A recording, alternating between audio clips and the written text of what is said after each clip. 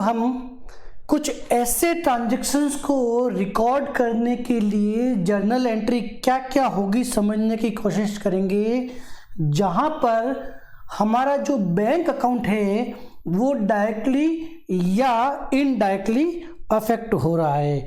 यानी कि अब हम हमारे जो बैंकिंग ट्रांजैक्शन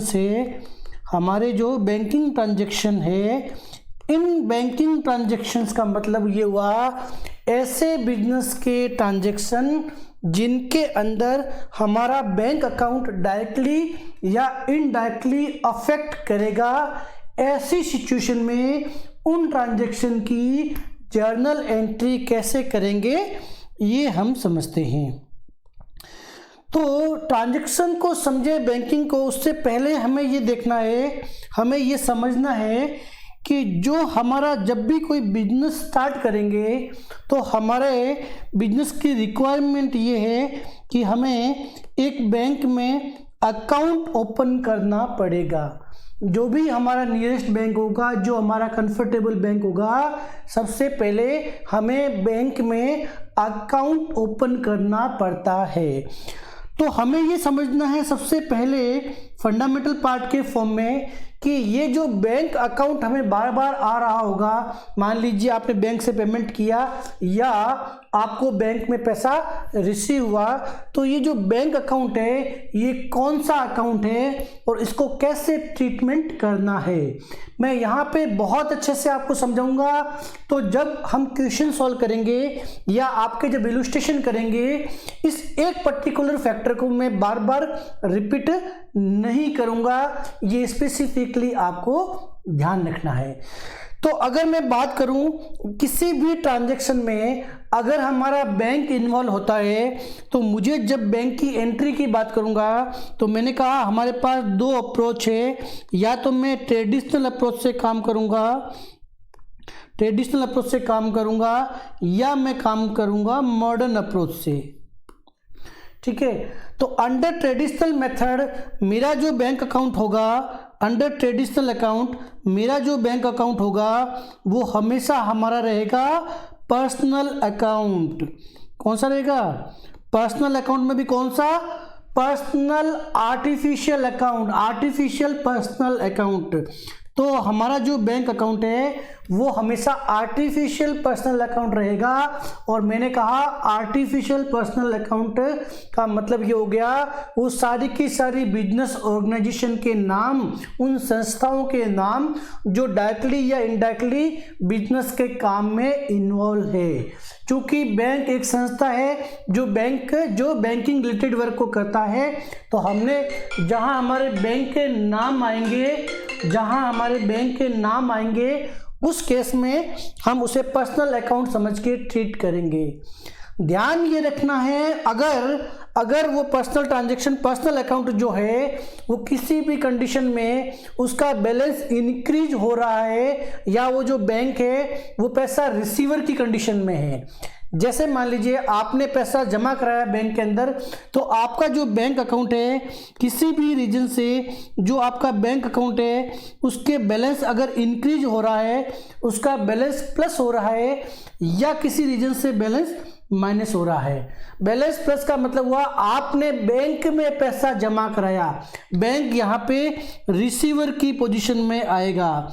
तो परिस्थिति सिर्फ दो ही हो सकती है, जहाँ या तो बैंक रिसीवर की पोजीशन में होगा या बैंक पेयर गिवर की पोजीशन में होगा।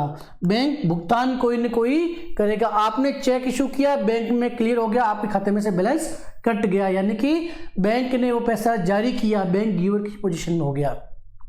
अगर बैंक रिसीवर की पोजीशन में है तो इस केसेस में हमेशा हम क्या करेंगे? हमेशा उसे डेबिट करेंगे। अगर बैंक रिसीवर की पोजीशन में है हम उस ट्रांजैक्शन में बैंक अकाउंट को डेबिट करेंगे। रिवर्स काउंटर फॉल में क्रेडिट कैसे करेंगे वो अपन बाद में देखते हैं। तो वो सभी ट्रांजैक्शंस जिनके अंदर हमारा बैंक का बैलेंस इंक्रीज होने वाला है उनको हम उस केस में हम बैंक अकाउंट को हमेशा डेबिट करेंगे।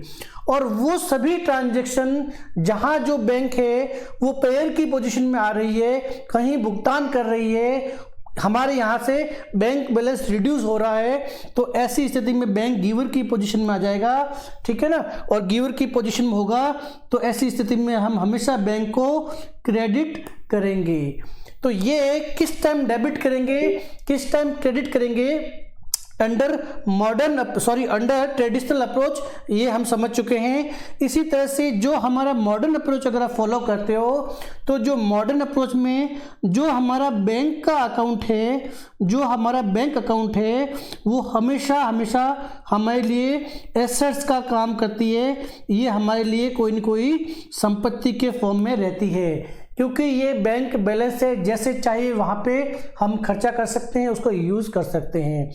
तो मैंने कहा था कि अगर हमारी एसेट्स के जो नेचुरल बैलेंस होते हैं वो हमेशा डेबिट होते हैं, और ऐसा कोई भी ट्रांजैक्शन आपको दिखेगा जहां आपको ये लगता है कि ये जो हमारा बैंक का बैलेंस है उस बैलेंस में इंक्रीज हो गया है, उसमें वृद्धि हो गई है, ठीक है, तो अगर आप इंक्रीज हो रहा है तो उस टाइम आप बैंक को हमेशा डेबिट करोगे। परंतु अगर आप ऐसा कोई ट्रांजैक्शन कर रहे हो जिसकी वजह से बैंक का जो बैलेंस है वो डिक्रीज हो रहा है, घट रहा है, आपने बैंक से कोई भुगतान किया है, बैंक का बैलेंस घट रहा है, तो नेचुरल बैलेंस के अगेंस्ट में काम किया, तो ऐसी परिस्थिति में हमेशा आपको बैंक अकाउंट को क्रेडिट करना पड़ेगा, ठीक है। तो इन केस में रिवर्स क्या होगा, जब इसे बैंक को क्रेडिट कर रहे हैं तो डेबिट क्या होगा, अपन ट्रांजैक्शन के हिसाब से देखेंगे। तो अंडर मॉडर्न अप्रोच हमने ये देखा वो सारी परिस्थितियां जहां पे हमारा बैंक का बैलेंस इंक्रीज हो रहा है, बैंक अकाउंट हमेशा डेबिट होगा। और वो सारी परिस्थितियां जहां बैंक का बैलेंस घट रहा है हमेशा हमेशा क्रेडिट होगा। तो ऐसी क्या सिचुएशंस हो सकती है जहां पे हमारा बैंक का बैलेंस इंक्रीज होता है, हमारा जो बैंक का बैलेंस होता है वो प्लस होगा, प्लस का मतलब ये हुआ कि वो इंक्रीज होगा। ऐसी क्या क्या स्थिति हो सकती है वो समझने की कोशिश करते हैं, और फिर ये समझेंगे कि ऐसी कौन सी ट्रांजैक्शंस हैं जिनकी वजह से हमारे बैंक के बैलेंस घटते हैं। तो हमारे जो भी बैंक का बैलेंस है वो जहाँ पे प्लस होगा, मान लीजिए आपके सामने एक ट्रांजैक्शन आया और उसमें कहा गया कि व्यापारी ने 1 लाख रुपए बैंक में जमा कर व्यापार स्टार्ट किया, यानी कि जो बिजनेस ओनर है वो बैंक में खुद डायरेक्ट से डिपॉजिट कर देता है, बैंक में डिपॉजिट कराता है। Business owner deposit directly to the bank in personal capacity. तो ऐसी स्थिति में हमारे बैंक के बैलेंस क्या हुआ, मान लीजिए पहले 0 था, नया अकाउंट ओपन किया, उन्होंने 1 लाख रुपए लगाकर व्यापार स्टार्ट किया। तो चूंकि बैंक का बैलेंस वृद्धि हो रही है, इंक्रीज हो रहा है, हम बैंक अकाउंट डेबिट करेंगे। टू कैपिटल करना है या क्या करना है वो अपन बाद में देखेंगे। तो ऐसी परिस्थिति जहां पर बिजनेस ओनर ने पैसा लगाया और बैंक के अंदर जमा करवा दिया डायरेक्टली, तो ऐसी स्थिति में हमारा बैंक का बैलेंस इंक्रीज होगा। और क्या हो सकता है, और सिचुएशन वैसी हो सकती है जहां पे हम बिजनेस कर रहे हैं, हमारा जो रोज का जो कलेक्शन है, बिजनेस में जो भी हमारा कलेक्शन हुआ, डेली कलेक्शन शाम को हम लोग या नेक्स्ट डे मॉर्निंग में बैंक में जमा करा देते हैं, तो उससे भी हमारा क्या होगा, बैंक का बैलेंस इंक्रीज होगा। तो daily collection due to sale, जो भी माल वाल बेचा उसका डेली कलेक्शन आपने बैंक में जमा कराया, आपका बैंक का बैलेंस वृद्धि हो जाएगा। ऐसी स्थिति में ट्रांजैक्शन जो होने वाला है वो होने वाला है बैंक अकाउंट डेबिट। और क्या हो सकती है परिस्थिति, मान लीजिए आपका कोई कस्टमर था, उसने कस्टमर डिपॉजिट चेक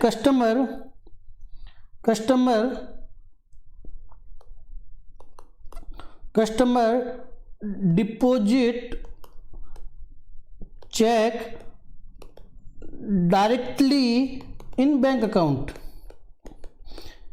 आपका कोई कस्टमर था, आपने अकाउंट नंबर उसको दे रखा था, माल बेच रखा था, उससे आप पैसा मांग रहे थे, उसने सीधा आपके अकाउंट में चेक डिपॉजिट करा दिया। हमारे लिए क्या हुआ, हमारा जो बैंक था वो बैलेंस में इंक्रीज हो गया। ठीक है, कई बार क्या होता है, कई बार ये सिचुएशन भी होती है जहाँ पे हमारे बैंक में अच्छा खासा बैलेंस होता है, तो बैंक जो होती है वो जो बैंक का इंटरेस्ट होता है, आपने अच्छा बैलेंस रखा तो अकाउंट में क्रेडिट कर देती है, तो डायरेक्टली आपके खाते में इंटरेस्ट जमा कर लेती है। तो जब इंटरेस्ट जमा कर लेगी तब भी आपका बैलेंस बढ़ेगा। ठीक है ना, या अदर कोई भी रीज़न हो, और भी बहुत सारे अदर रीज़न भी हो सकते हैं जिसकी वजह से आपका बैंक का बैलेंस इंक्रीज होगा। तो ये सारी कंडीशंस हम ट्रांजैक्शंस को समझेंगे, ट्रांजैक्शन में देखेंगे कि ऐसी सारी की सारी परिस्थितियाँ बहुत हो सकती है, सभी वो परिस्थितियाँ जहाँ मेरा बैंक का बैलेंस प्लस हो रहा है, इंक्रीज हो रहा है, मैं बैंक को डेबिट करूँगा। इसी तरह से मैंने कहा ऐसी कुछ सिचुएशन जहाँ पे मेरा बैंक का बैलेंस कम होगा, कैसे होगा, जैसे मान लीजिए ओनर है, ओनर ने पर्सनल पर्पज़ के लिए पैसा निकाल लिया, ठीक है ना, तो विड्रॉल कर लिया ओनर ने for his personal purpose, bank account credit होगा। और क्या रीज़न हो सकता है, डेली कलेक्शन आप मैंने कहा जमा करा रहे हो, आपने बिजनेस पर्पज़ के लिए, आपको पता चला कि यार बिजनेस में कैश बिल्कुल भी नहीं है, थोड़ा बहुत कैश की रिक्वायरमेंट है, आपने अपने बिजनेस के लिए ही बैंक से विड्रॉल कर लिया। जैसे डेली आप जमा कराते हो, आपको पता चला कि मुझे किसी को कैश का पेमेंट देना है, तो आपने विड्रॉल किया for business purpose, withdrawal for business purpose, अपने बिजनेस पर्पज़ के लिए पैसा निकाल दिया। ठीक है, तो इस केस में भी बैंक का बैलेंस हमारा कम हो जाएगा, बिजनेस में कैश आ जाएगा वो अलग बात है, पर बैंक का बैलेंस कम हो जाएगा। कई बार आपने पार्टीज को चेक दे रखा है, ठीक है ना, चेक इशू कर रखा है आपने पार्टीज को, जब पार्टीज पेमेंट देने आई आपके पास नकद नहीं था, आपने उसको चेक दे दिया, तो चेक देने से क्या हुआ, चेक देने से ये हुआ कि पार्टी ने बाद में बैंक में लगाया और वो चेक क्लियर हो गया, यानी कि आपका बैंक का जो बैलेंस था वो कम हो गया, तो आपने चेक डायरेक्टली इशू कर दिया। और सिचुएशन क्या हो सकती है, बैंक ने कोई न कोई चार्जेस लगा दिए, बैंक बहुत सारे चार्जेस लगाती है, account maintenance charges, ATM charges, minimum balance न मेंटेन करने का चार्जेस, तो जितना भी बैंक ने चार्जेस लगाया, उस चार्जेस लगाने का मतलब ये हुआ कि आपके वर्तमान जो बैलेंस था, मान लीजिए 10 लाख रुपीस था और 1000 उन्होंने चार्ज लगा दिया, तो आपका बैलेंस 1000 रुपये से कम हो गया। तो ऐसे ट्रांजैक्शन में भी बैंक को हम क्रेडिट करेंगे। या फिर आपने, बैंक ने कोई डायरेक्टली बिल पेमेंट कर लिया, आजकल ये बहुत चल रहा है directly bill payment by bank, bill payment by bank. क्या होता है कि मान लीजिए आपका क्रेडिट कार्ड का भुगतान किया हुआ था, ड्यू डेट आई, आप बैंक ने स्टैंडिंग इंस्ट्रक्शंस दे रखा है कि जब भी मेरा क्रेडिट कार्ड का बिल ड्यू हो बैंक से ऑटो कट जाए, आपका लाइट का, इलेक्ट्रिसिटी का बिल हो बैंक से ऑटो डेबिट हो जाए। तो ऐसी स्थिति में भी बैंक से, चूंकि आपका बैलेंस कम हो रहा है, तो इस केस में क्या करेंगे हम लोग, इस बैंक की स्थिति में हम बैंक को क्रेडिट करेंगे। ठीक है, तो फंडामेंटल पैटर्न हम समझ चुके हैं, चाहे ट्रेडिशनल फॉलो कर रहे हो या आप मॉडर्न अप्रोच फॉलो कर रहे हो। साथ ही साथ हमने कुछ सिचुएशंस देखी जिन परिस्थितियों में हमारा बैंक का बैलेंस बढ़ता है तो हमने कहा चाहे किसी भी अप्रोच से कीजिए बैंक अकाउंट डेबिट होगा। कुछ परिस्थितियां ऐसे भी देखी जहां पे हमारा बैंक बैलेंस कम हो जाएगा, हमारा बैंक बैलेंस रिड्यूस हो जाएगा, तो ऐसी स्थिति में हमेशा बैंक अकाउंट जो होगा वो क्रेडिट होगा। तो ये इस तरह से हमें बैंकिंग ट्रांजैक्शंस को ट्रीट करना है। आगे बहुत सारे एग्जांपल भी देखेंगे और क्वेश्चन भी देखेंगे, पर पहले एक जो सिचुएशन है जो जनरली प्रैक्टिकली होती नहीं है, फिर भी आपकी बुक में लिखा रखा है, तो हम उसे बताते हैं।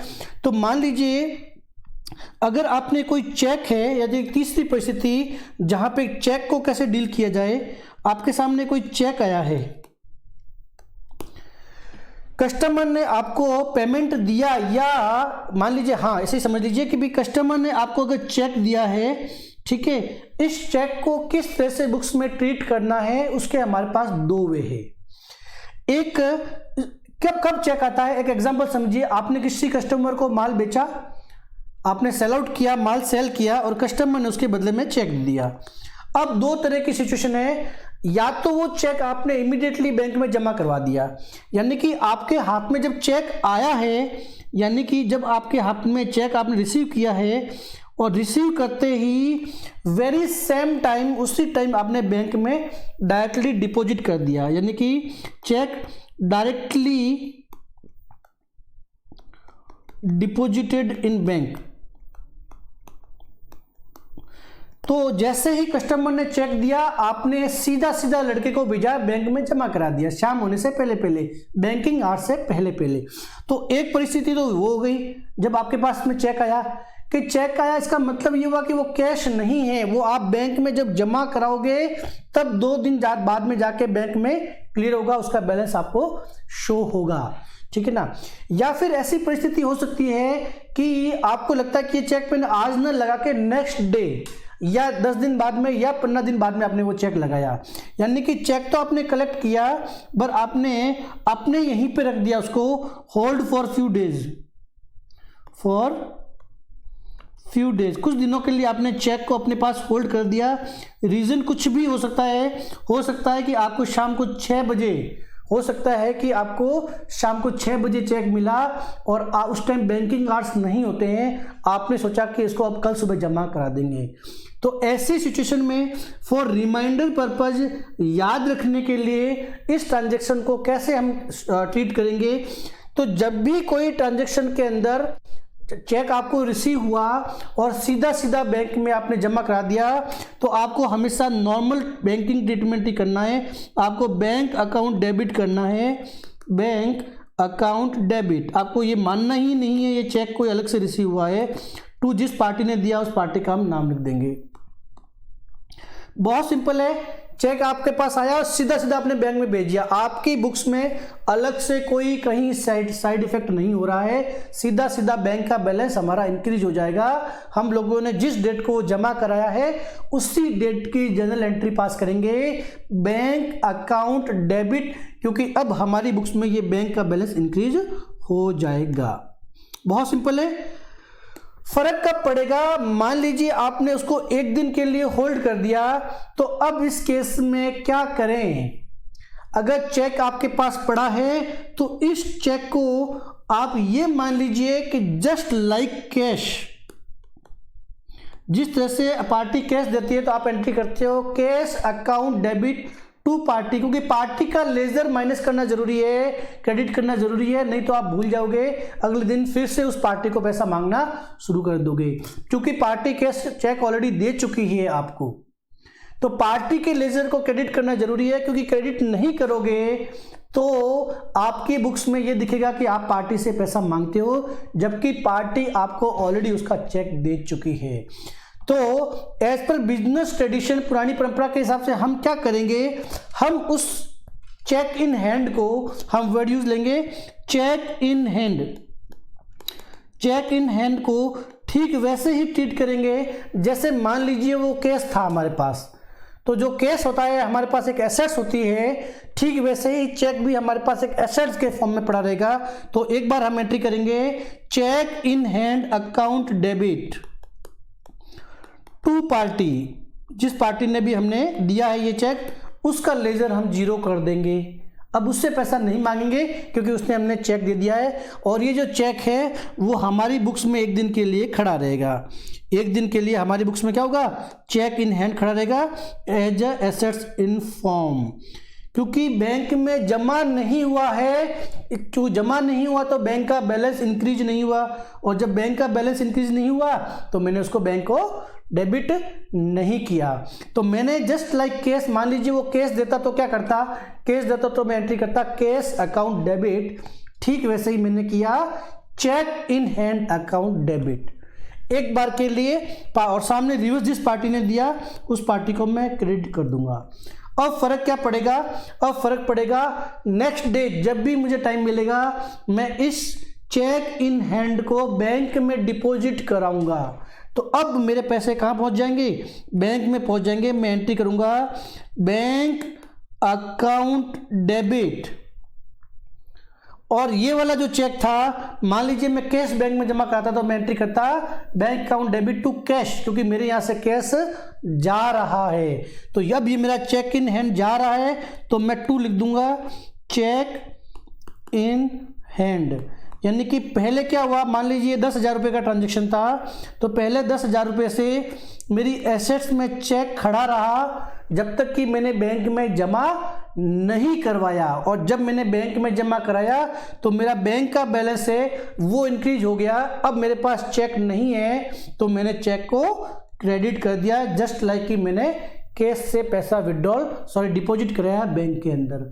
तो ये स्पेसिफिक ट्रांजैक्शन जहां पर हमारे पास एक बार चेक आ जाता है और कुछ टाइम के लिए हम उसे होल्ड करते हैं, तो हम उस एंट्री को शो करते हैं बुक्स में चेक इन हैंड, और जब इस चेक को बैंक में जमा करा देंगे तो इस एसेट्स को हम कम कर देंगे और हमारे बैंक बैलेंस को इंक्रीज कर देंगे। तो ये होता है हमारा सामान्य अकाउंटिंग ट्रीटमेंट। ठीक है, तो ये हमने वो परिस्थिति देखी जहां पर हमारे बैंकिंग ऐसे ट्रांजैक्शन जो डायरेक्टली या इनडायरेक्टली हमारे बिजनेस के बैंक बैलेंस को अफेक्ट कर रहे हैं। अब हम कुछ इलस्ट्रेशन करेंगे और आपके बुक के जो क्वेश्चन है वो सीक्वेंस में करेंगे, तब कवर कर लेंगे। सेपरेटली कुछ क्वेश्चन दिए हुए हैं जो स्पेसिफिक बैंकिंग ट्रांजैक्शंस को ही इंडिकेट कर रहे हैं। ठीक है, तो कुछ इलस्ट्रेशन करने की कोशिश करते हैं। मैं जल्दी से ओपन कर लेता हूं।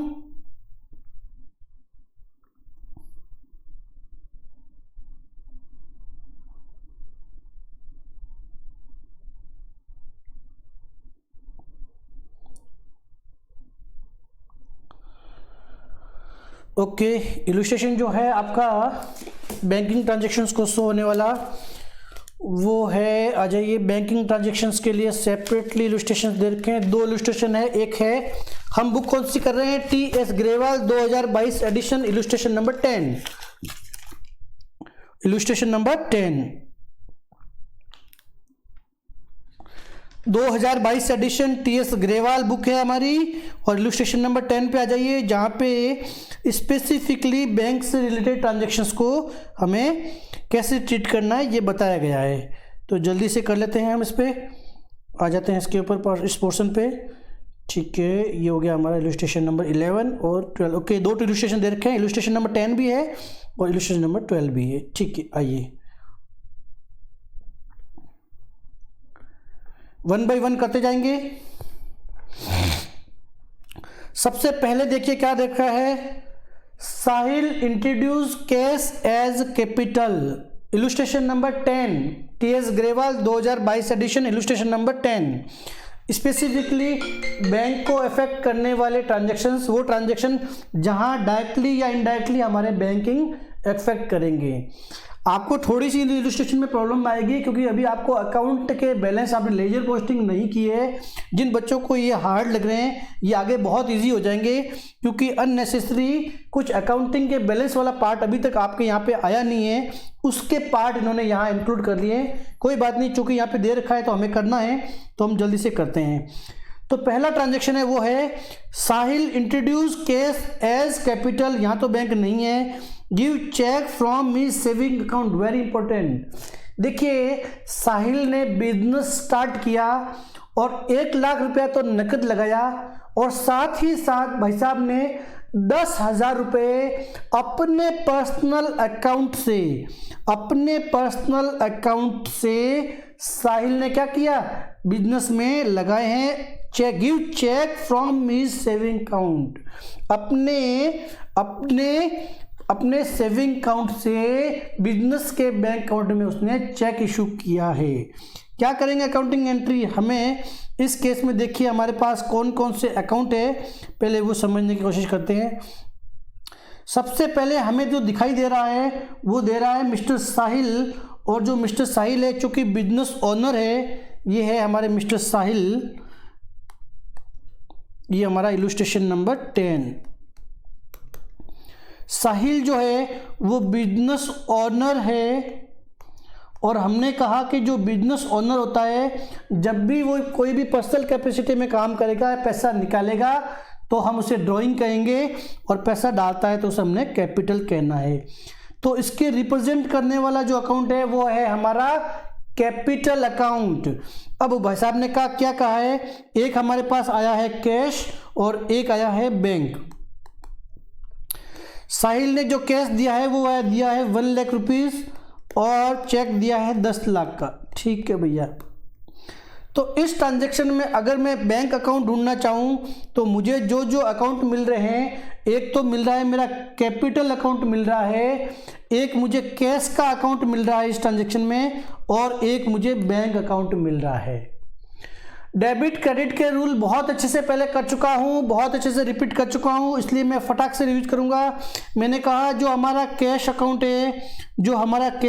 है, वो हमारे लिए क्या है, एसेट्स है। चूँकि एसेट्स का बैलेंस इंक्रीज हो रहा है, हमारा जो बैंक अकाउंट है वो भी एसेट्स है, इसके लिए इसका बैलेंस भी इंक्रीज हो रहा है, इसके लिए मैं इसको डेबिट करूँगा और इसके लिए मैं इसको भी डेबिट करूँगा। साथ ही साथ जो मेरा कैपिटल का अकाउंट है, बहुत बार हम कर चुके हैं, जो हमारा कैपिटल का अकाउंट है वो हमारा कैपिटल का जो लायबिलिटी के फॉर्म में ट्रीट करेंगे। कैपिटल के नेचुरल बैलेंस क्रेडिट होते हैं, और अगर क्रेडिट बैलेंस अगर इंक्रीज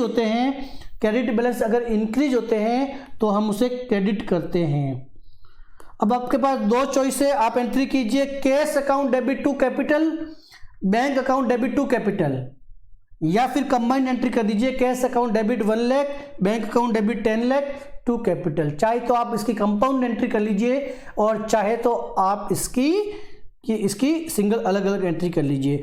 तो मैंने इस पर पहले एंट्री करी कैश अकाउंट डेबिट, चूंकि कैश 1 लाख से इन्वॉल्व था तो 2 मैंने लिखा कैपिटल। ठीक है, ये मेरा 1 लाख रुपीज़ का ये मेरा ट्रांजेक्शन हो गया। नरेशन हो जाएगा being cash account being capital introduce by Sahil और इन कैश। और सेकंड ट्रांजेक्शन हो गया bank account debit to capital, और ये अमाउंट है 10 लाख रुपीज़ से। ठीक है, ये हमारी जर्नल के प्रॉपर फॉर्मेट में आपको करना है, और यहाँ पे आप लिखेंगे being capital introduced by Sahil in bank account, ये आप इसे नरेशन का नाम देंगे। तो पहला ट्रांजैक्शन हमने अच्छे से समझ लिया। ठीक है, अब सेकंड ट्रांजैक्शन पे आते हैं। सेकंड ट्रांजैक्शन पे कोशिश करते हैं समझने की क्या कह रहा है। परचेज सेकंड ट्रांजैक्शन जो है हमारा, देखिए सेकंड ट्रांजैक्शन है purchase of goods rupees 1 lakh, purchase of goods rupees 1 lakh against cheque less 10% trade discount. अब देखिए, अब यहाँ पे जो ट्रांजेक्शन्स आ रहे हैं वो बैंक के साथ साथ में इससे पहले जितने भी अपने फंडामेंटल कंसेप्ट किए सबको मिक्स कर देगा। यहाँ पे ट्रांजेक्शन है purchase of goods rupees 1 lakh, आपने 1 लाख का माल खरीदा है, अगेंस्ट चेक, यानी कि अब जो पार्टी इन्वॉल्व है इसके अंदर, आपकी जो पार्टी जो इन्वॉल्व है वो आपका कैश ना होके चेक है। ठीक है, तो एक तो हमें चेक मिल गई पार्टी, यानी कि हमारा बैंक अकाउंट मिल गया। दूसरा हमें परचेज अकाउंट मिल गया, चूंकि ये गुड्स है, वो की आइटम है जिसके साथ हम डील करते हैं। तो एक अकाउंट हमें परचेज मिल गया, एक हमें चेक मिल गया। अब लिखा है 10% डिस्काउंट।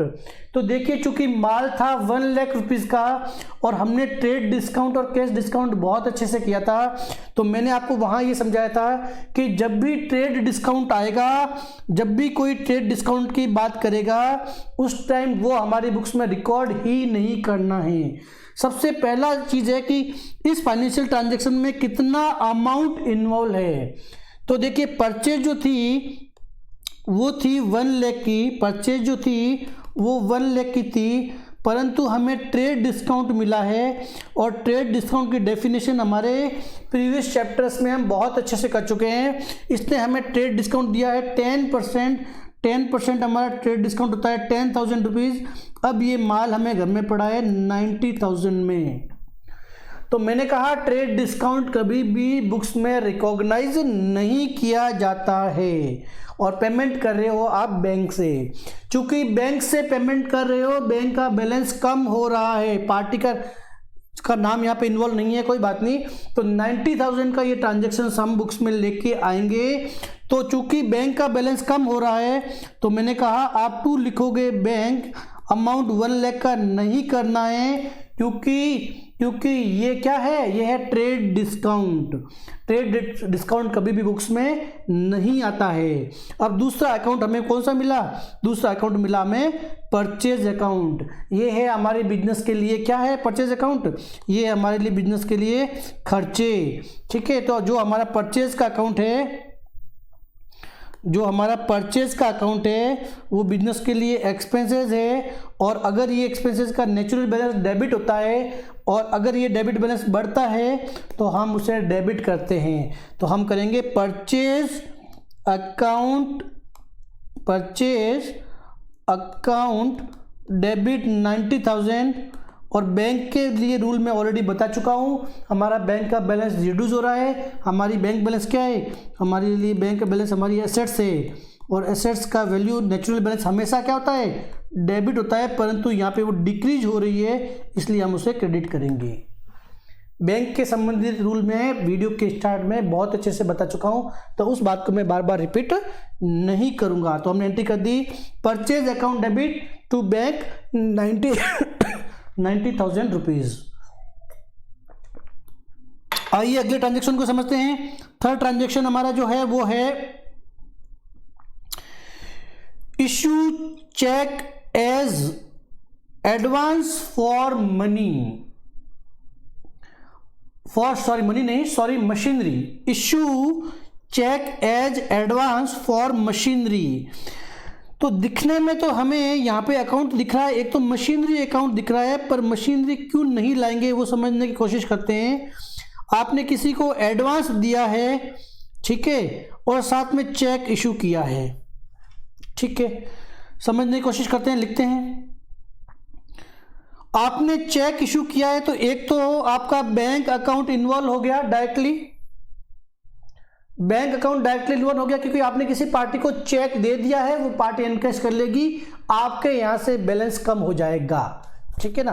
तो बैंक अकाउंट के यहां से क्या होता है, बैंक का बैलेंस डिक्रीज हो रहा है, बैंक का बैलेंस डिक्रीज हो रहा है, उसके लिए क्रेडिट करेंगे, इसमें तो कोई डाउट हमें है ही नहीं। पहली बात तो क्लियर हो गई, ठीक है। अमाउंट कितना इन्वॉल्व था इसके अंदर वो भी देख लेते हैं। Issue cheque of rupees 1 lakh, okay 1 lakh rupees का चेक है भैया, बैंक को हम क्रेडिट करेंगे, ये हमें समझ में आ गया। अब लिखा है issue cheque as advance for machinery. आपने किसी, अब बात समझिए, आपने किसी मशीनरी को परचेज करने के लिए ये चेक दिया है एडवांस में। तो मैं यहां बुक्स में मशीन को लेके आऊं या एडवांस नाम से मेरी कोई एसेट्स खरीदेगी, जब तक कि वो बंदा मुझे मशीनरी की सप्लाई नहीं करेगा।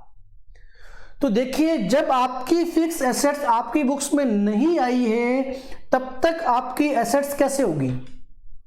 आपने किसी पर्सन को एडवांस दिया कि भैया ये मुझे आप मशीन सप्लाई करना, तो यहां ट्रांजैक्शन में मशीनरी इन्वॉल्व नहीं हुई है। मशीनरी तब इन्वॉल्व होगी जब वहां से आपके पास आ जाएगी। तो चूंकि आपने एडवांस दिया है तब तक एडवांस, जब तक एडवांस वो मशीनरी सप्लाई नहीं कर देता है तब तक एडवांस जो पेमेंट दिया है वो आपके लिए एसेट्स के फॉर्म में खड़ा रहेगा बुक्स में। बात समझिएगा, जिस दिन हमें मशीनरी फिजिकली आ जाएगी उस दिन तो हम मशीन को बुक्स में लाएंगे, पर आज कोई मशीनरी नहीं आ रही है, हमने किसी को भुगतान किया है, तो जब तक वो पर्सन हमें मशीनरी सप्लाई नहीं कर देता है तब तक हम उस पर्सन से क्या होंगे, पैसे मांगते रहेंगे मशीनरी के अगेंस्ट में। मतलब हमारी बुक्स में एज एसेट्स वो ट्रीटमेंट एज एसेट्स खड़ा रहेगा। जिसको भी एडवांस दिया है उस पर्सन का नाम मान लीजिए मिस्टर एक्स था, या मैंने यहाँ वर्ड यूज कर दूंगा एडवांस फॉर मशीनरी। आइडियली ये होना चाहिए advance for mister X mister Y. जिस पर्सन को हमने दिया है उसका नाम आना चाहिए। चूंकि यहाँ मुझे नाम नहीं दे रखा है तो मैंने यहाँ एक अकाउंट ढूंढा है advance for machinery. Advance for machinery मैंने एक अकाउंट ढूंढ लिया, ठीक है। मशीनरी को मैंने क्यों बुक्स में नहीं लाया है, क्योंकि एसेट्स अभी तक मेरे पास आई नहीं है। तो जब तक ये एडवांस नहीं मशीनरी नहीं आती है तब तक मेरे बुक्स में एडवांस नाम से खड़ा रहेगा। और चूंकि ये मेरी एसेट्स के फॉर्म में रहेगा तो मैं उसे आदमी से पैसा मांगूंगा, मेरी एसेट्स इंक्रीज हो रही है तो मेरे यहाँ से इसे क्या करूँगा, मैं डेबिट करूँगा। चूँकि पेमेंट का भुगतान मैं बैंक से कर चुका हूँ तो मैं एंट्री करूँगा advance for machinery account debit, for machinery account debit to bank, क्योंकि पैसा मेरा बैंक से जा चुका है। और नरेशन हो जाएगा being amount paid advance for purchase of machinery to XYZ, जो भी पार्टी आइडियली यहाँ पर उस पार्टी का नाम आना चाहिए। क्योंकि क्वेश्चन में नाम नहीं दे रखा है तो हम वो मेंशन नहीं करेंगे। इस ट्रांजैक्शन में 1 लाख रुपया इन्वॉल्व है तो हम इसको 1 लाख से रिकॉर्ड करेंगे। आपको इसको जर्नल के प्रॉपर फॉर्मेट में करना है, आपको समझाने के लिए मैं इसी वे से लिख रहा हूं। अगला जो ट्रांजैक्शन है हमारा वो देखते हैं जरा क्या है। तो अब हम समझने की कोशिश करते हैं। ट्रांजैक्शन 3 तारीख का ट्रांजैक्शन है, 3 अप्रैल का।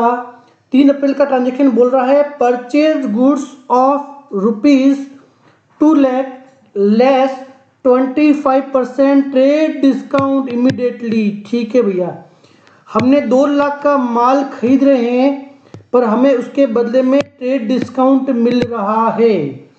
और ट्रेड डिस्काउंट मिलेगा तब सबसे पहला जो चीज़ है वो हमें ये देखना है कि हमें किस वैल्यू से इसे रिकॉर्ड करना है। ट्रेड डिस्काउंट मिल रहा है 2 लाख रुपए का and paid immediately avail cash discount. एक बार तो हमने ट्रेड डिस्काउंट लिया, ट्रांजैक्शन फाइनल किया और उसके बाद में हाथों हाथ पेमेंट कर रहे हैं और उस पेमेंट की वजह से 2% हमें एडिशनल कैश डिस्काउंट मिल रहा है। तो सबसे पहला क्वेश्चन ये है कि भी हमें किस वैल्यू से इस ट्रांजैक्शन को रिकॉर्ड करना है, पहले जरा ये समझते हैं। तो ट्रांजैक्शन है परचेज ऑफ ₹2 लाख, यानी कि ये 2 लाख का माल है, 2 लाख का माल है जिसपे हमें ट्रेड डिस्काउंट मिल रहा है। ट्रेड डिस्काउंट मिल रहा है 25%, यानी कि 50,000 रुपये। पीछे कितने रह गए, 1,50,000 रुपये। और हमने कहा कि हमें ट्रेड डिस्काउंट वाले फिगर को कभी भी बुक्स में नहीं लाना है, यानी कि यहाँ पर हमारी जो परचेज है, हमारा जो परचेज अकाउंट है, परचेज हमने कहा हमारे लिए एक्सपेंसेस है और इससे हमारे एक्सपेंसेस इंक्रीज हो रहे हैं तो परचेज अकाउंट डेबिट, और हम रिकॉर्ड करेंगे इसे 1,50,000 रुपये से। तो हमने कहा हमारा जो परचेज अकाउंट है हमारा एक्सपेंसेस अकाउंट है। एक्सपेंसेस के जो नेचुरल बैलेंस होते हैं वो डेबिट होते हैं और यहाँ हमारा एक्सपेंसेस बढ़ रहे हैं, इसलिए हम इसे क्या कर रहे हैं, डेबिट कर रहे हैं। हमने कहा परचेज अकाउंट डेबिट 1,50,000 रुपये, क्योंकि हमें पता है कि ट्रेड डिस्काउंट वाला फिगर कभी भी हम बुक्स में नहीं लाते हैं। अब आगे बात यही कह रहा है कि हमने इमीडिएटली कैश में पेमेंट किया जिसकी वजह से हमें 2% कैश डिस्काउंट आया है। यानी कि अगर मैं कहूँ 1,50,000 का ये जो माल था, 2% अगर हमें कैश डिस्काउंट मिलता है, कैश डिस्काउंट हमें मिल रहा है 2%, तो इसका मतलब 1,50,000 इंटू 2% का मतलब हो गया कि 3,000 रुपये का हमें डिस्काउंट मिला। जब 3,000 का डिस्काउंट मिला तो हमें 147 का ही पेमेंट करना पड़ा। तो हमारे यहाँ से जो कैश का आउटफ्लो हुआ वो हुआ ओनली 1,47,000 रुपीज़। 1,47,000 रुपीज़। हमने कहा हमारी जो एसेट्स होती है, कैश होती है, वो हमारे लिए एसेट्स होती है और अगर वो डिक्रीज होती है तो हम उसे हमेशा क्रेडिट करेंगे। तो हमने टू कैश अकाउंट किया 1,47,000 क्रेडिट के अंदर। चूँकि माल 1,50,000 रुपये का था तो ये जो 3,000 रुपये है एक अकाउंट और हमारे सामने आ गया, वो आ गया डिस्काउंट अकाउंट। और चूँकि डिस्काउंट हमें मिल रहा है हमारे लिए ये रेवेन्यू हो गया और रेवेन्यू के नेचुरल बैलेंस क्या होते हैं, क्रेडिट होते हैं। और जब भी रेवेन्यू के नेचुरल बैलेंस इंक्रीज होंगे तो हम क्रेडिट करेंगे। तो 2 हमने लिखा डिस्काउंट अकाउंट और ₹3,000। और यहाँ पे हम लिख देंगे हमारा नरेशन। तो इस तरह से हमने ये देखा अप्रैल 3 के ट्रांजेक्शन को। अभी समझने की कोशिश करते हैं अगला क्या ट्रांजेक्शन हुआ है, उस पे ज़रा आके समझते हैं। चलिए, अगला जो ट्रांजेक्शन है वो कह रहा है अप्रैल 7 का ट्रांजेक्शन है, goods sold goods to Rakesh against cheque 50,000 रुपये। ठीक है भैया, राकेश को आपने माल बेचा है, गुड्स सोल्ड टू राकेश, क्या लिखा हुआ ये, goods sold to Rakesh, goods sold to Rakesh. तो एक तो राकेश हो गया, ठीक है, एक हमारा चेक हो गया यानी कि हमारा बैंक का अकाउंट हो गया, और एक हमने गुड्स सेल किया, तो हम कहते हैं इसे क्या हो गया, हमारा सेल्स अकाउंट हो गया। तो फिलहाल हमारे पास 3 अकाउंट आ गए, देखने की कोशिश करेंगे कि किसे लाएंगे और किसे ड्रॉप कर देंगे। एक तो राकेश का अकाउंट है, एक हमारे पास बैंक का अकाउंट है क्योंकि पेमेंट कैश से न करके बैंक से किया है, एक बैंक का अकाउंट है, और तीसरा अकाउंट है सेल्स का। ठीक है, तो सेल्स चूंकि हमारा रेवेन्यू जनरेटिंग है, सेल्स चूंकि हमारा रेवेन्यू जनरेटिंग है, हमारे लिए ये रेवेन्यू अकाउंट है, और रेवेन्यू अगर इंक्रीज होता है तो हम हमेशा उसे क्रेडिट करते हैं। तो 2 में तो कोई डाउट नहीं है, 2 हम करेंगे सेल्स अकाउंट, 50,000 रुपये का हमने माल उस बंदे को बेचा है, तो 2 हमने कर दिया 50,000 रुपये। अब समझने की कोशिश करते हैं कि डेबिट किसे करेंगे। अगला जो अकाउंट है, एक है हमारा बैंक अकाउंट, एक है हमारा बैंक अकाउंट। तो बैंक अकाउंट जो है वो हमारे लिए क्या हो गया, 2 वे से सोच लीजिए। बैंक अकाउंट जो है वो हमारे लिए एक एसेट्स का अकाउंट है, और एसेट्स में चूंकि माल हमने बेचा है तो उसके बदले में बंदे ने चेक दिया है, चेक दिया इसका मतलब ये हुआ कि हमारा बैंक का जो बैलेंस है वो इंक्रीज हुआ है, और जब बैंक का बैलेंस इंक्रीज होता है, एसेट्स का बैलेंस इंक्रीज होता है, हम हमेशा उसे डेबिट करते हैं। इसी वजह से आप ये सोच लीजिए कि बैंक जो है हमारा अंडर ट्रेडिशनल मेथड कौन सा हो गया, पर्सनल अकाउंट हो गया, और यहाँ रिसीवर की पोजीशन में बैंक में पैसा जमा हुआ है, तो बैंक जो है वो रिसीवर की पोजीशन में आ गया है, तो इसलिए हम बैंक को डेबिट करेंगे। तो हमने कहा एंट्री बैंक अकाउंट डेबिट ₹50,000। अगला जो हुआ वो बात कर रहा है राकेश के लिए। अगर मैं मेरे ट्रेडिशनल अप्रोच की बात करूंगा, तो मैंने कहा राकेश इस सिचुएशन में क्या हो रहा है, देखिए राकेश को माल बेचा है और उसके बदले में चेक रिसीव हुआ है, यानी कि यहाँ पे ट्रांजैक्शन के दोनों एस्पेक्ट, एक एक्सचेंज के दोनों एस्पेक्ट एक ही ट्रांजैक्शन में कंप्लीट हो गए। मॉडर्न अप्रोच में मैं कहूँगा कि मेरे इस ट्रांजैक्शन की वजह से किसी भी तरह की राकेश के साथ में फ्यूचर की रिलेशनशिप क्रिएट नहीं हो रही है। इस ट्रांजैक्शन की वजह से राकेश के साथ में फ्यूचर की रिलेशनशिप नहीं हो रही है। मैंने उसको गुड्स डिलीवर्ड किया, सेल किया, और उसने उसके बदले में मुझे चेक दे दिया। इस ट्रांजैक्शन के कारण फ्यूचर में मेरी राकेश के साथ न तो कोई एसेट्स की लायबिलिटी है, न कोई लायबिलिटी क्रिएट हो रही है, इसलिए मैं राकेश के अकाउंट को यहीं से ही टाटा बाय बाय कह दूंगा। यानी कि राकेश को डेबिट करने की बात अगर मैं करूंगा तो मैं यहाँ नहीं करूंगा। ठीक है, ट्रेडिशनल अप्रोच में मैंने कहा आपसे कि अगर मेरा एक्सचेंज दोनों का किसी भी ट्रांजैक्शन के अंदर जहाँ पे पर्सनल अकाउंट के साथ भी सहायक क्लैश क्यों नहीं हो रहा है, अगर उस पर्सन के साथ डेबिट और क्रेडिट दोनों एस्पेक्ट एक साथ हो रहे हैं, यानी कि एक्सचेंज के अंदर लेना और देना दोनों होता है, तो उस पर्टिकुलर पर्सनल ट्रांजैक्शन के अंदर इस पर्टिकुलर पर्सनल अकाउंट को मैं आगे कैरी नहीं करूंगा। क्योंकि यहाँ पे जो बैंक की बात करेंगे तो बैंक के अंदर पैसा जमा हुआ है, इसलिए बैंक से मेरी एसेट्स क्रिएट हो रही है, बैंक से मैं पैसा मांग रहा हूँ, मेरा बैलेंस जो है वो इंक्रीज हो रहा है, परंतु राकेश के साथ ऐसी कोई रिलेशनशिप क्रिएट नहीं हो रही है, इसलिए मैंने राकेश के अकाउंट को इधर ही ड्रॉप कर दिया। राकेश के मैं अकाउंट को आगे कैरी नहीं करूंगा। इसके लिए मैं ऑलरेडी आपको बहुत सारे ट्रांजैक्शंस ऑलरेडी एक्सप्लेन कर चुका हूँ। ट्रांजैक्शन के नीचे आप उसका नरेशन लिख दीजिए और आगे बढ़ जाइए। अगला जो हमारा ट्रांजेक्शन है वो है, देखिए, goods sold to Raman ₹25,000 less trade discount. देखिए, ट्रेड डिस्काउंट है वो दोनों टाइम हो सकता है। जब अगर आप माल खरीदते हो उस टाइम भी ट्रेड डिस्काउंट हो सकता है, और इसी तरह से अगर आप माल बेचते हो उस टाइम भी ट्रेड डिस्काउंट हो सकता है, डिपेंड करेगा। देखिए यहाँ क्या कह रहा है, गुड्स सोल्ड टू रमन, आपने माल बेचा है अभी 25,000 रुपये का और आपने 10% उस पर्सन को डिस्काउंट दिया है। तो जब आपने डिस्काउंट दिया तो यहाँ जो डिस्काउंट हो गया हमारे खर्चे के फॉर्म में बुक होगा।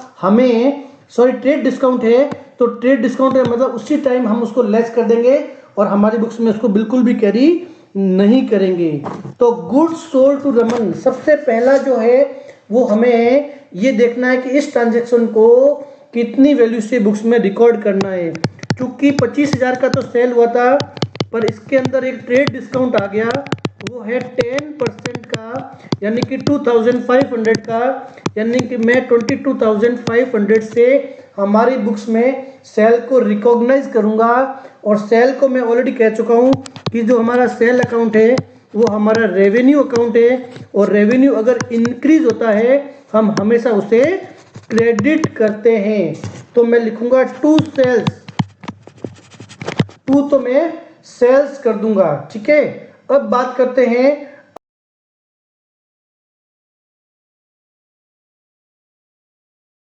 इस केस में मुझे डेबिट किसे करना है। तो देखिए यहाँ पे क्या हो रहा है, गुड्स सोल्ड टू रमन, और कहीं पे भी ये हिंट भी नहीं आ रहा है कि ये नकद में ट्रांजैक्शन हुआ है, फिलहाल सिर्फ ट्रेड डिस्काउंट की बात कर रहा है।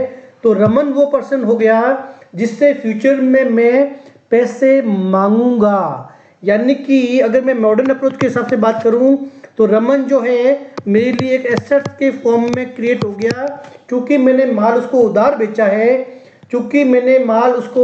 है। तो फ्यूचर में मैं उससे पैसा मांगूंगा, और जब मैं फ्यूचर में उससे पैसा मांगूंगा तो इस ट्रांजैक्शन की वजह से मेरा एसेट्स का जो बैलेंस है वो इंक्रीज होगा, इसके लिए मैं इसे डेबिट करूंगा।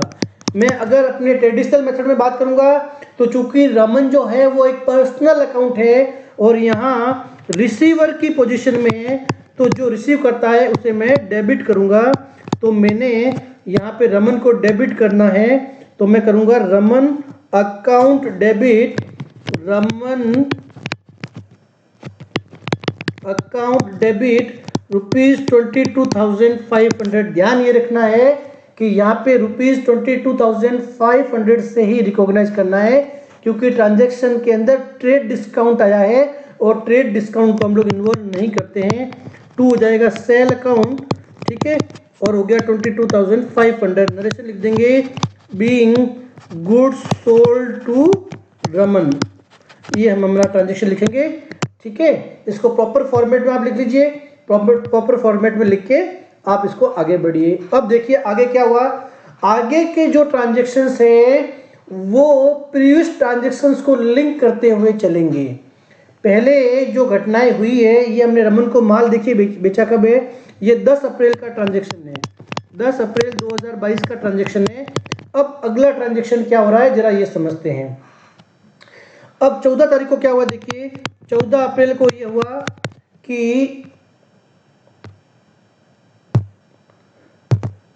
14 अप्रैल को हो रहा है receive cheque from Raman and allowed a 2% cash discount. ठीक है भैया, बहुत बढ़िया।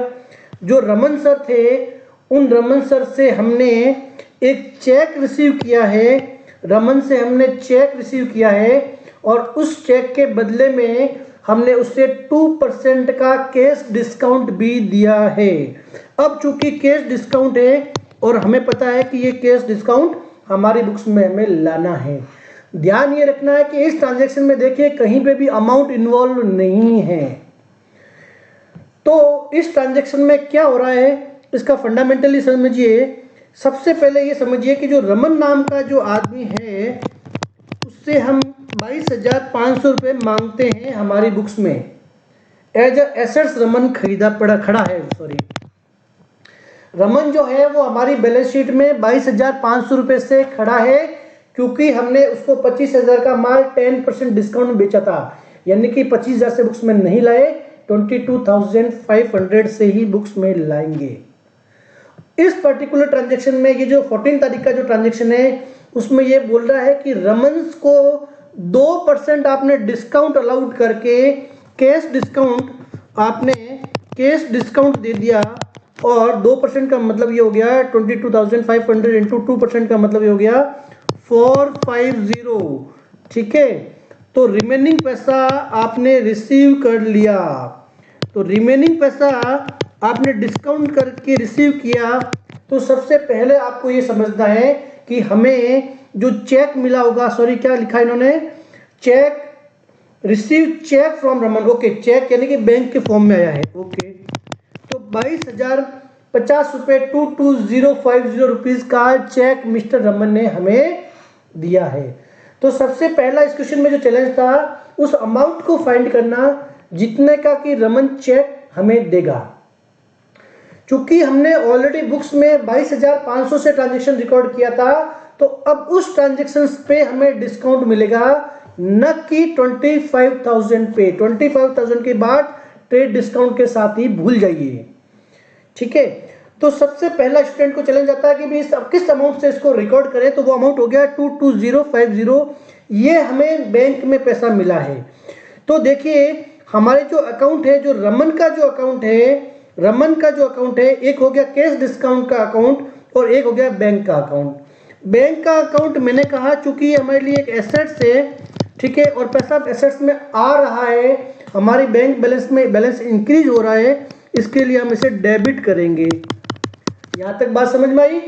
ठीक है, कैश डिस्काउंट हम अलाउ कर रहे हैं, इसका मतलब हमारी बुक्स में ये जो है वो एक्सपेंसेस का काम करेगा, खर्चे का काम करेगा।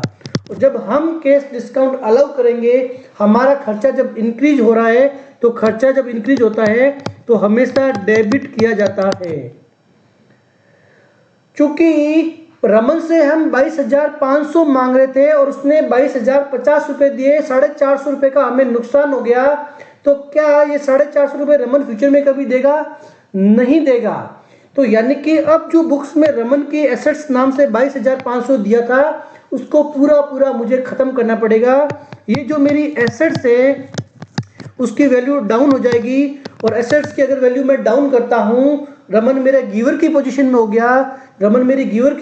गया, तो रमन का जितना भी बैलेंस था उस अमाउंट से मुझे उसे क्रेडिट करना पड़ेगा, क्योंकि अब मैं ऑलरेडी वो 450 का डिस्काउंट दे दिया, तो चाहे 22,050 का पेमेंट दिया उसने, 22,050 दिया, तो क्या रिमेनिंग अमाउंट 450 खड़ा करने का कोई लॉजिक है?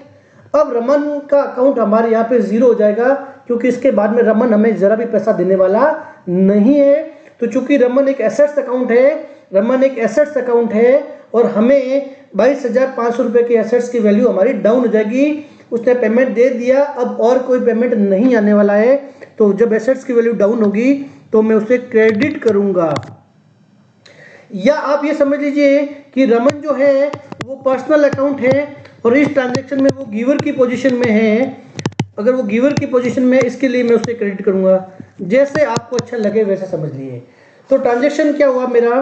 ट्रांजैक्शन मेरा हुआ bank account debit 22,050, discount allowed account debit 450 to Raman 22,500 being check received from Raman and allowed discount 2% cash discount allowed. ये आपका इसका नरेशन हो जाएगा। ये ट्रांजैक्शन यहाँ पे कंप्लीट हो गया, और ये हमारा ट्रांजैक्शन था 14 अप्रैल का। 2 दिन बीत गए और 16 तारीख को देखिए जरा क्या हुआ। 16 अप्रैल को क्या हुआ? 2 दिन बीत गए, 16 अप्रैल को देखिए क्या कह रहा है ये। 16 अप्रैल को ये कह रहा है check receive from Raman deposit in bank.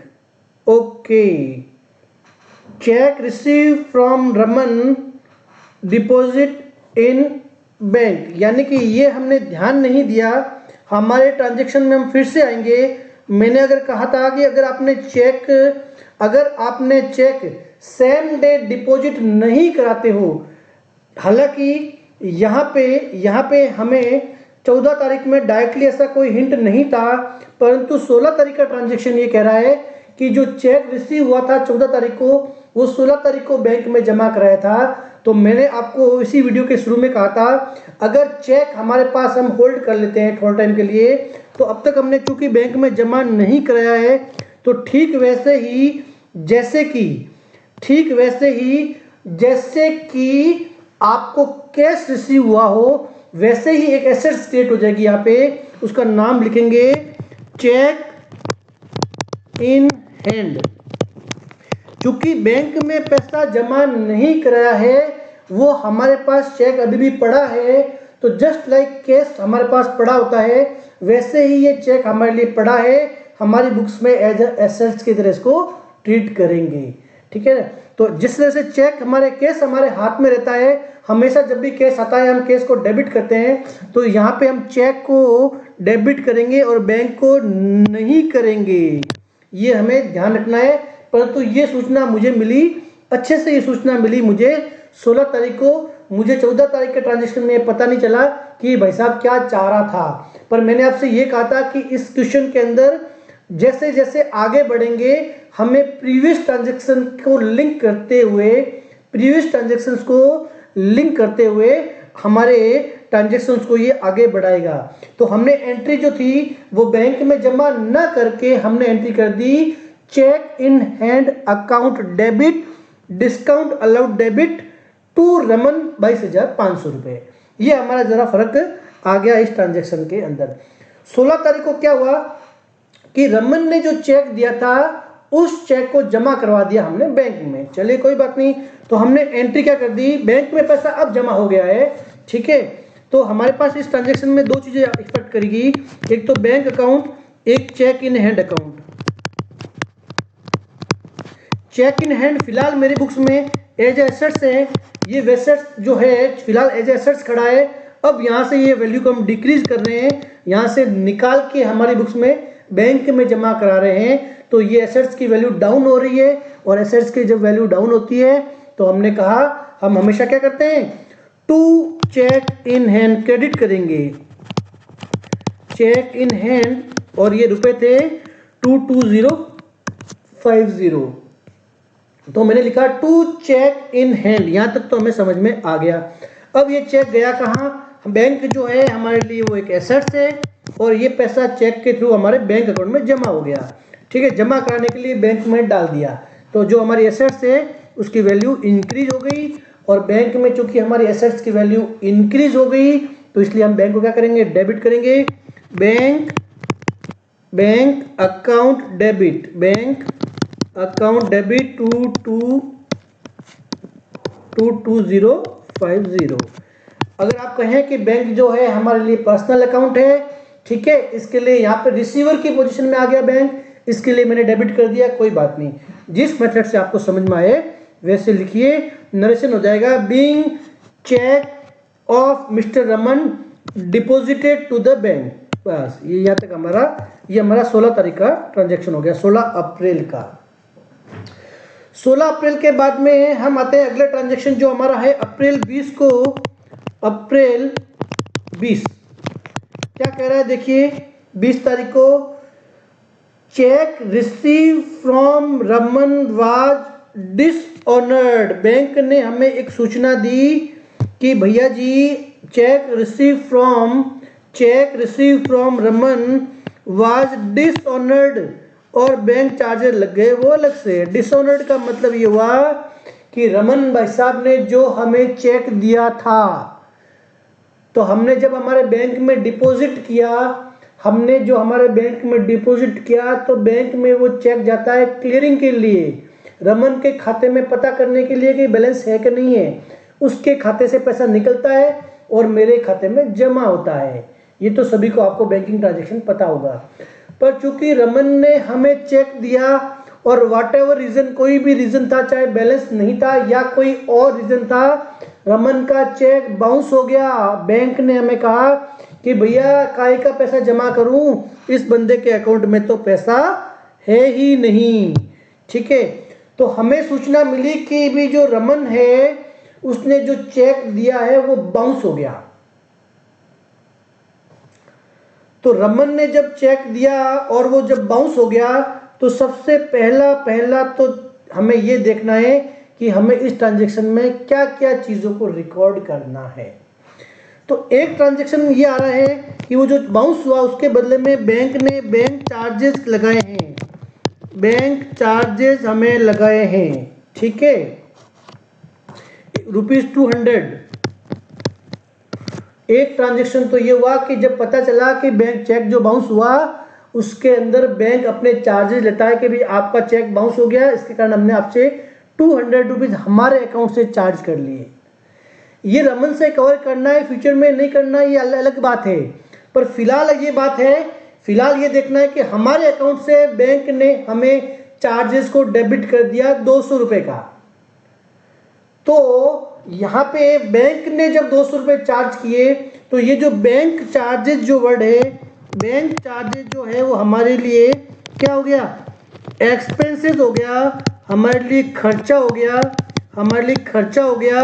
और जब भी हमारे खर्चे का बैलेंस अगर इंक्रीज होता है, जब भी खर्चे का बैलेंस इंक्रीज होता है हम हमेशा उसे क्या करते हैं, डेबिट करते हैं। उसके बाद में क्या हुआ, उसके बाद में ये हुआ कि खर्चा डेबिट हुआ। अब इसका इफेक्ट क्या पड़ा, इसका इफेक्ट ये पड़ा कि क्या ये ₹200 हम बैंक में नकद जमा कराएंगे, ऐसा नहीं होता है। आपको ध्यान रखना चाहिए कि जब भी बैंक हमें चार्ज लगाएगी वो हमारे बैंक अकाउंट से उस पैसे को डिडक्ट कर लेगी। बैंक क्या करेगी, जो हमारा जो बैंक अकाउंट है, जो हमारा बैंक का जो बैलेंस है, जो हमारा बैंक का जो बैलेंस है, बैंक बैलेंस जितना भी अमाउंट का होगा उसमें से वो क्या करेगा, उस पैसे को डिडक्ट कर लेगा, यानी कि उसको काट लेगा, डिडक्ट कर लेगा। यानी कि हुआ ये कि बैंक जो है मेरे लिए एक एसेट्स है, बैंक मेरे लिए एक एसेट्स है, और बैंक क्या करेगा, उस एसेट्स की वैल्यू को डाउन कर देगा, ₹200 से काट के मेरे अकाउंट से पैसा कम कर देगा, बैलेंस को डाउन कर दे। जब और एसेट्स का वैल्यू जब डाउन होता है तो उसे हमेशा क्रेडिट किया जाता है। जब एसेट्स की वैल्यू डाउन होती है तो हमेशा क्या किया जाता है, उससे क्रेडिट किया जाता है। तो बैंक बैलेंस जो है वो हमारा हो जाएगा क्रेडिट। या ये समझिए कि बैंक का बैलेंस चूंकि डाउन हो रहा है तो बैंक यहाँ पे गिवर की पोजीशन में आ गया, पेयर की कैपेसिटी में आ गया। हमारा जो बैंक बैलेंस था वो पेइंग कैपेसिटी में आ गया, गिवर की पोजीशन में आ गया। इसके लिए मैं इसको क्रेडिट करूँगा जैसे आपको अच्छा लगे। तो जो पहली एंट्री हो गई वो हो गई हमारी bank charges account debit, bank charges account debit 200 to bank account 200। यहाँ तक तो ठीक है, being cheque is dishonoured and ₹200 bank charges, यहाँ तक तो ठीक है। पर क्या ये फिल्म यहीं समाप्त हो गई, क्या ये स्टोरी यहीं पे समाप्त हो गई? ऐसा नहीं है। देखिए ट्रांजैक्शन हुआ क्या मात्र चार्जेस डेबिट करने से ये ट्रांजैक्शन कंप्लीट हो गया? नहीं। जब इस भाई ने, जो था इसका नाम था रमन, जब रमन ने हमें चेक दिया था, जब रमन ने हमें चेक दिया था, आपको याद हो, तो हमने एंट्री क्या की थी, अल्टीमेटली एंट्री ये की थी, जब पैसा उसने दिया था तो हमने कहा था कि बैंक अकाउंट डेबिट, हमने बैंक को डेबिट किया था ये सोच के कि हमें इतना चेक आएगा।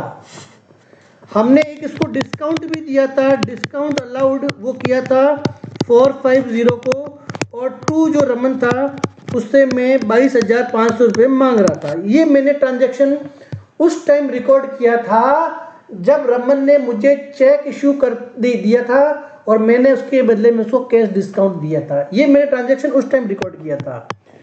तो जब भैया चेक ही बाउंस हो गया, पैसा ही नहीं आया, तो मैंने जब रमन को क्रेडिट किया, इसका मतलब ये हुआ पहले से डेबिट बैलेंस था, मैं 22,500 रुपये मांग रहा था उससे। समझना मेरी बात, मेरी बुक्स में रमन से 22,500 रुपये मांग रहा था, मेरी एसेट्स में रमन खड़ा था, बैलेंस शीट के अंदर रमन जो था वो 22,500 रुपये से खड़ा था और मैंने क्रेडिट करके इसका बैलेंस 0 कर दिया। तो जब चेक बाउंस हो गया तो क्या मैं फिर से मांगने लग गया उससे या नहीं मांगने लगा? तो मैं फिर से उस पर्सन से पैसा मांगने लग गया। काहे का 0 करूंगा भैया, तुम्हारा चेक तो बाउंस हो गया, यानी कि मैं इस ट्रांजैक्शन को पूरा रिवर्स कर दूंगा, क्योंकि न तो मेरे बैंक में पैसा आया है, न तो मेरे बैंक में मैंने चेक डिपॉजिट किया, तो एक बार के लिए तो मैंने बैंक का बैलेंस इंक्रीज कर दिया, पर बैंक ने बोला कि ये तो चेक बाउंस है, पैसा नहीं आएगा आपके अकाउंट में। तो जब पैसा अकाउंट में नहीं आया तो जो मैंने बैंक का बैलेंस डेबिट कर दिया मुझे उसे रिवर्स करना पड़ेगा, यानी कि मैं इस ट्रांजैक्शन को जस्ट फ्लिप कर दूंगा, घुमा दूंगा, रमन को फिर से डेबिट खड़ा कर दूंगा ताकि बुक्स में मांगने लग जाऊं, बैंक अकाउंट को मैं क्रेडिट कर दूंगा, और जब पैसा ही नहीं दिया तो किस बात का डिस्काउंट को भी रिवर्स कर दूंगा। तो इस चेक बाउंस के कंडीशन कारण ये जो चेक बाउंस हुआ, मैं Raman account debit 22,500 to discount allowed, पहले मैंने खर्चा ट्रीट किया था, अब वो मेरा खर्चा है ही नहीं। देखिए रूल है वो रूल है 450 और टू बैंक अकाउंट, रूल भी लगा दीजिए, रूल वही रहेंगे, टेंशन मत कीजिए आप। रूल क्या है कि रमन से फिर से मांगने लग गए, रमन नाम की एक एसेट्स हमारे यहाँ पे क्रिएट हो गई, इसलिए मैंने रमन को डेबिट कर दिया। कितने से? 22,500 से। पहले मैंने डिस्काउंट दे रखा था, मेरे लिए खर्चा था, अब मुझे डिस्काउंट नहीं देना पड़ा, यानी कि मेरा खर्चा वापस कम हो गया, इसके लिए मैंने इसको क्रेडिट कर दिया। बैंक बैलेंस चूंकि मैंने पहले इंक्रीज कर दिया था, मुझे लगा था कि मेरी एसेट्स की वैल्यू बढ़ गई है, इसके लिए मैंने इसको डेबिट किया था, अब पता चला कि पैसा आया ही नहीं, तो मैं फिर से डाउन कर दूंगा, और एसेट्स को जब मैं डाउन करता हूँ, वैल्यू को जब डाउन करता हूँ, तो मैं उसे हमेशा क्रेडिट करता हूँ। तो ये हो गया, दो बातें हो गई। एक तो बैंक ने जो मुझे चार्जेस लगाए हैं मैं मेरी बुक्स में लेके आया, बैंक ने मेरा बैलेंस कम कर दिया, तो बाउंस होने की स्थिति में एक एंट्री हम करेंगे, bank charges account debit to bank का बैलेंस जो मेरा कम हो गया। साथ ही साथ जब इस भाई साहब ने मुझे क्या दिया था, चेक दिया था, तो मैंने उसका बैलेंस कम कर दिया था, उसको डिस्काउंट अलाउड किया था, तो उसको मैं जस्ट रिवर्स कर दूंगा ट्रांजैक्शन को, क्योंकि वैसा कुछ हुआ ही नहीं, सारे बैलेंस पहले वाले हैं, वो यथा स्थिति में आ गए जैसा कि चेक देने से पहले थे। ठीक है, तो ये हमारा हो गया 20 तारीख का ट्रांजैक्शन, जहां पे मैं 2 जर्नल एंट्री पास करनी है। आगे बात करते हैं। देखिए अप्रैल 25 को हमारी बुक्स में क्या हुआ, अप्रैल 25 में जरा देखते हैं, आपके सामने भी स्क्रीन ओपन कर लेते हैं, आपके सामने स्क्रीन आ गई है। ये देखिए, paid life insurance of Sahil by bank draft. ठीक है भैया, सबसे पहले जरा याद कीजिए कि साहिल भैया कौन है। पेड लाइफ इंश्योरेंस प्रीमियम, साहिल कौन है, किसका लाइफ इंश्योरेंस पे किया है आपने?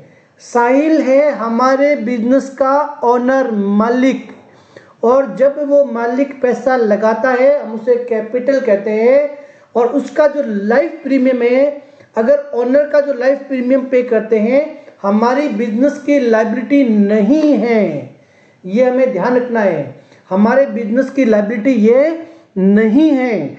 तो साहिल के लाइफ का प्रीमियम अगर पे करते हैं, यानी कि साहिल के कोई भी पर्सनल खर्चे अगर बिजनेस से पे किए जाते हैं, तो इसके लिए मैंने आपको एक नाम दिया, वो दिया है drawing. Introduction to accounts chapters को बहुत अच्छे से कर लीजिए, आपको यहाँ ज़रा भी तकलीफ नहीं आने वाली है।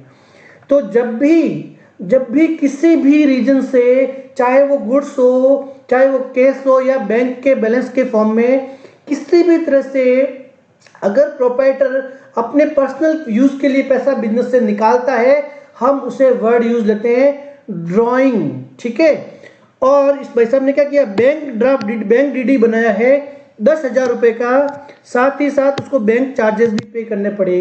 क्यों करने पड़े हमको? क्योंकि जब डीडी बनाते हैं तो बैंक ये सर्विसेज फ्री ऑफ कॉस्ट नहीं देती है, बैंक इसके बदले में हमसे कुछ चार्ज क्रिएट करती है। ठीक है, देखते हैं जरा क्या क्या अकाउंट इफेक्ट हुए। सबसे पहले तो एक ड्राइंग का अकाउंट इफेक्ट हुआ है, ठीक है। 10,000 रुपये जो थे हमारे, वो तो पूरा हमारा क्या था, 10,000 रुपये का तो डीडी बना। और उसके बाद में क्या हुआ देखिए, ड्राइंग 10,000 रुपये की हुई, हमारा जो बैंक बैलेंस था वो भी 10,000 रुपये से कम हुआ क्योंकि 10,000 की डीडी बनाई। इसके साथ साथ ये हो रहा है कि वहाँ पे बैंक ने डीडी बनाने के चार्जेस लिए हैं।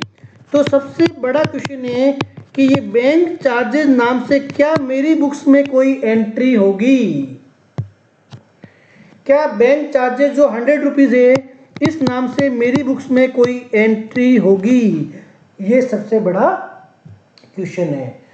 चूंकि ये पर्टिकुलर ट्रांजैक्शन 10,000 की जो डीडी बनी है राम के व्यक्तिगत यूज के लिए बनी है, तो व्यक्तिगत यूज के लिए जितने भी आप खर्चे करोगे, मैंने कहा मेरी बुक्स में वो खर्चे के नाम से नहीं आएगा। चूंकि 10,000 रुपये उसकी ड्राइंग थी, उसके पर्सनल यूज के लिए मेरा बैंक बैलेंस कम हुआ, तो मेरे यहाँ पे ये जो 100 रुपये है वो भी उसका ही पर्सनल यूज है, उसके पर्सनल यूज के लिए मैंने खर्चा किया है। तो मेरी बुक्स में कोई भी खर्चा नहीं आएगा, ये मेरा खर्चा नहीं है। ठीक इसी प्रकार से 10,000 की डीडी बनी और जो बैंक है उस बैंक ने 100 रुपये डेबिट कर दिए, यानी कि 10,000 रुपये तो डीडी के लिए लगे, मेरा बैंक बैलेंस कम हो गया, डाउन हो गया, और साथ ही 100 रुपये और डाउन हो गया एज ए बैंक चार्जेस। तो मेरे यहाँ से 100 रुपये से और कम हो गया, यानी कि बैंक से 10,100 रुपये 10,100 रुपये कम हुए हैं। यानी कि बैंक चार्जेस के नाम का कोई अकाउंट हमारे पास नहीं आएगा। ए ड्राइंग अकाउंट है, वो पर्सनल अकाउंट है, ठीक है, पर्सनल अकाउंट है। पर्सनल अकाउंट क्या होता है, अगर रिसीवर की पोजीशन में होता है, यस पर्सन ही तो रिसीव कर रहा है, रिसीवर की पोजीशन में होता है तो हमेशा हम डेबिट करते हैं। तो हमने कहा drawing account debit. Other way से समझना है 10,100 रुपये, दूसरे वे से समझना है तो ड्राइंग जो है हमारा कैपिटल का पार्ट है, ड्राइंग जो है वो हमारा कैपिटल का पार्ट है, कैपिटल का ही पार्ट है ड्राइंग हमारा। कैपिटल के जो नेचुरल बैलेंस होते हैं वो हमेशा क्रेडिट होते हैं। अगर कैपिटल इंक्रीज होती है तो हम क्रेडिट करते हैं, क्योंकि यहाँ इस ट्रांजैक्शन की वजह से प्रोप्राइटर की कैपिटल है वो डाउन हो जाएगी, यानी कि क्या हो जाएगी, कैपिटल डाउन हो जाएगी, इसके लिए मैं उसको डेबिट करूँगा। फिर से समझिएगा, जो कैपिटल अकाउंट है वो अगर वो इंक्रीज होता है, प्रोप्राइटर पैसा लगाता है हमारे यहाँ पे बिजनेस के अंदर, तो हम उसकी कैपिटल इंक्रीज करते हैं, उससे क्रेडिट करते हैं। परंतु चूंकि यहाँ पे प्रोप्राइटर पैसा निकाल रहा है तो उसकी पूंजी कम हो रही है, यानी कि पूंजी क्या हो रही है, डिक्रीज हो रही है। और अगर डिक्रीज होती है तो हम कैपिटल क्या करते हैं, क्रेडिट करते हैं। और वर्ड हमने ऑलरेडी बता दिया कि हम वर्ड यूज करेंगे ड्राइंग। पैसा हमारी बैंक से गया है, बैंक हमारे लिए क्या है, बैंक हमारे लिए एक एसेट्स है, ठीक है, बैंक हमारे लिए एक एसेट्स है।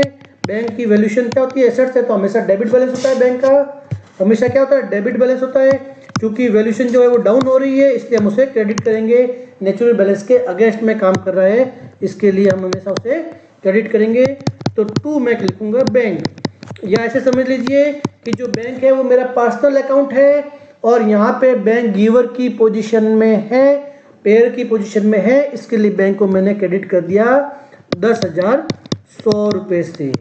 तो इस तरह से मैंने जब साहिल ने व्यक्तिगत यूज के लिए कोई पॉलिसी बनाई तो मेरे यहाँ पे मैंने उसको खर्चा ट्रीट न करके उसको ड्राइंग में दिखाया। अगला जो ट्रांजेक्शन है वो है अप्रैल 30 का, अप्रैल 30 क्या ट्रांजेक्शन है जरा समझते हैं।